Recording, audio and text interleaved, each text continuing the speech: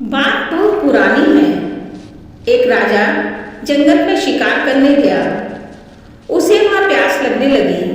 वह पानी की तलाश में बहुत देर तक इधर उधर भटकता रहा। उसे कहीं भी पानी दिखाई नहीं दिया। कुछ दूर चलने के बाद अचानक एक पेड़ की डाल से पानी की कुछ बूंदें टपकती हुई दिखाई दी। राजा ने एक पत्ता उठाकर उसका दौरा बनाया और उसमें पानी की बूंदों को इकट्ठा करने लगा। जब दोना भर गया और राजा जैसे ही पीने को तैयार हुआ, तभी एक तोता आया और उसने राजा के हाथ से पानी गिरा दिया। राजा ने दोबारा उसी विधि से दोने में पानी इकट्ठा किया, लेकिन ये क्या, तोते ने उसे पुनः गिरा दिया। राजा बहुत दुखी हुआ और उसने अपने मन में एक योजना बनाई, हिम्मत नहीं हारूंगा। राजा ने तीसरी बार दोने में पानी की बूंदों को इकट्ठा किया। इस बार राजा सतर्क था और उसने निश्चय किया कि वह पहले की तरह तोते को दोना नहीं गिराने देगा। जैसे ही तोता दोना गिराने के लिए आया, राजा ने गोली चलाकर उसे मार दिया। तोता तो मर गया।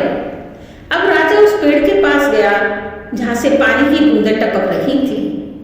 वहां का दृश्य देखकर राजा के होश उड़ गए। उसके पैरों के नीचे से जमीन सरक गई।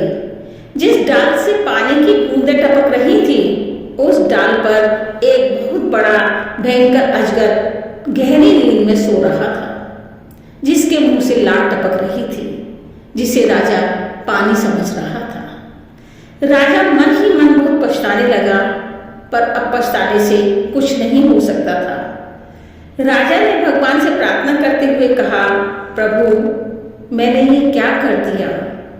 जो मेरे प्राणों को बार बार बचा रहा था, मैंने उसी के प्राणों को छीन लिया।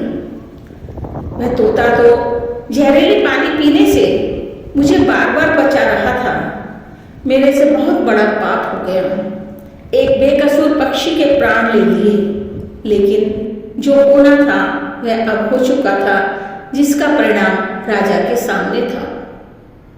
इस कहानी से हमें यह शिक्षा मिलती है कि हमें कोई भी निर्णय बिना सोचे विचारे नहीं लेना चाहिए।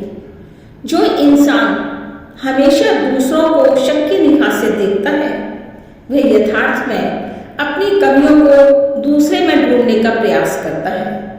जब कभी भी हमारी आशाओं के विपरीत कुछ घटित होता है, तो हम उसे स्वीकार नहीं कर पाते हैं।